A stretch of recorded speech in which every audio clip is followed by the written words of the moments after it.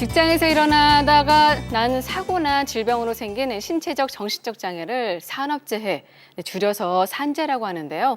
오늘 헬스토픽에서는 이 산업재해를 당한 환자의 초기 치료 단계부터 집중적인 전문 재활 치료를 제공하는 근로복지공단에 대해서 자세히 알아보도록 하겠습니다. 허두영 의학전문기자 나오셨습니다. 안녕하세요. 네, 반갑습니다.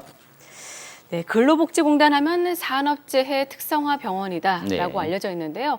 어디까지 좀 산재가 적용이 되는지 먼저 알아야 될 것 같습니다. 네, 예전에는 산재라고 하면 이 공장에서 손을 다치거나 화학물질을 잘못 다뤄 질병이 생긴 경우를 말했는데요.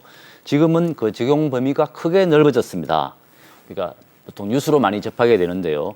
출근이나 퇴근을 하다가 다친 사고, 또는 회식이나 접대를 하다가 다치는 사고, 또는 아르바이트를 하다가 사고가 생기는 경우가 있는데요. 네. 이럴 때도 산재로 인정받을 수가 있게 됐습니다. 그렇군요. 이 근로복지공단 병원은 고용노동부에서 운영하는 공공병원인데요.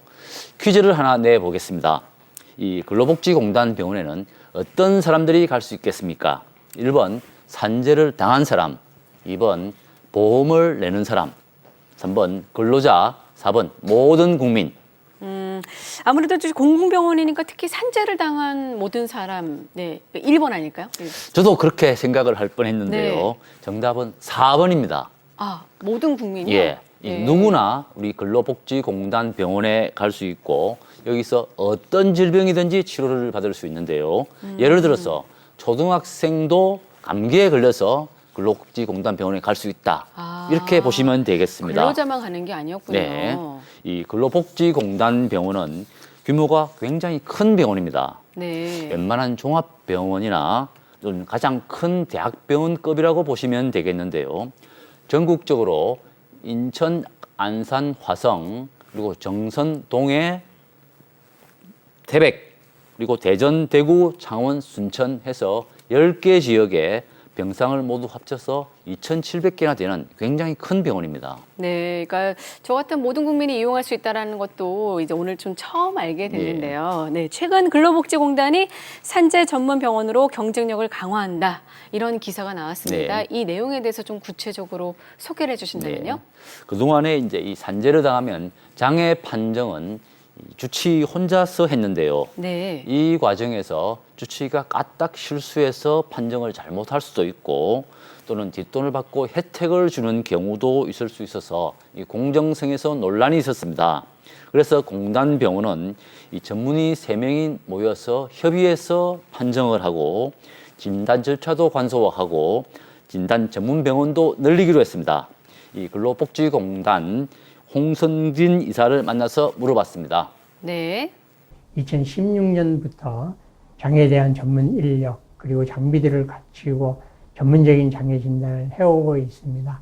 금년 말 되면 전체 산재 환자의 한 30% 정도는 저희들이 전문적인 장애 진단을 해나갈 수 있을 걸로 보여집니다.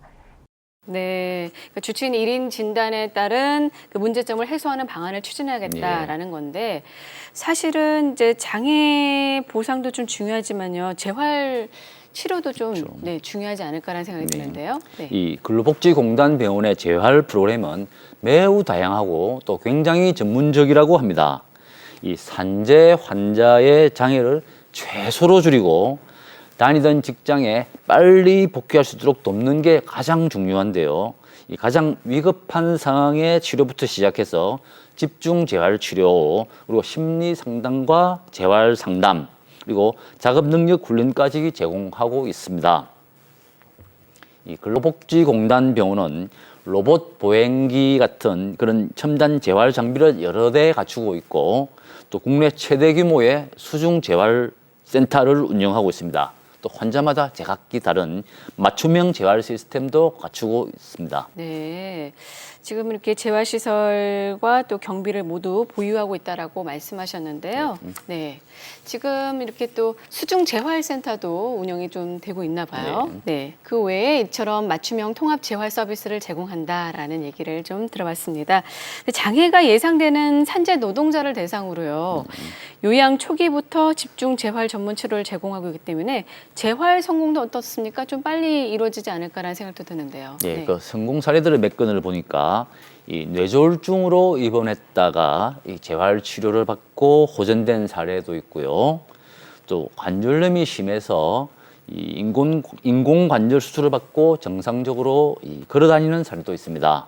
또 낙상 사고로 당해서 척수를 다쳤다가 이 재활 치료를 받고 직장으로 복귀한 준비를 하는 그런 사람도 있었습니다. 네, 사실 이렇게 재활하는 동안 정말 그 간병하는 게 가족 입장에서도 정말 아무래도 그렇죠. 고통스럽거든요. 예. 힘들고 이런 좀 큰 부담을 줄여준다라고 하는데요. 네.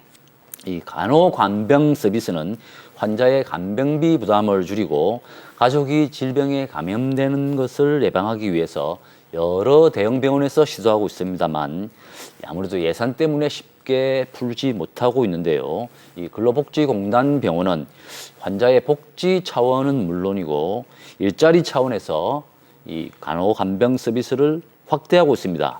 병원 쪽의 설명을 한번 들어보시겠습니다. 간호간병 통합 서비스를 실시할 수 있는 병상이 약 한 2,700개 정도 있습니다만은 작년도에 한 169개, 그리고 금년도에는 600개 좀 넘게, 이렇게 해서 전체적으로 한 23% 정도가 간호간병 통합 서비스를 제공을 하고 있습니다. 내후년도까지, 2020년도까지는 2,700개 모든 병상들이 간호간병 통합 서비스를 실시할 수 있도록 이렇게 준비해 나갈 예정입니다. 네, 산재 근로자의 조속한 사회복귀를 목적으로 의료재활 품질 향상에도 많은 노력을 하고 있는 것 같습니다. 어떻습니까? 네, 이 근로복지공단 병원은 이 고용노동부가 운영하는 공공병원인 만큼 장애 치료와 재활 훈련에서는 우리나라의 최고의 의료진과 시설을 갖추고 있는 병원이라고 할 수 있겠습니다. 네, 이처럼 이제 국민 누구나 다 갈 수 있고요. 또 어떤 질병이든지 진단받고 치료받을 수 있는 이 근로복지공단에서는요. 산재 노동자들이 집중적인 전문 재활 치료를 받고 직장으로 빠른 복귀할 수 있도록 지속적으로 노력한다고 했습니다. 네, 이 점 잘 참고하시기 바라겠습니다. 오늘 도움 말씀 정말 감사합니다. 네, 건강하세요.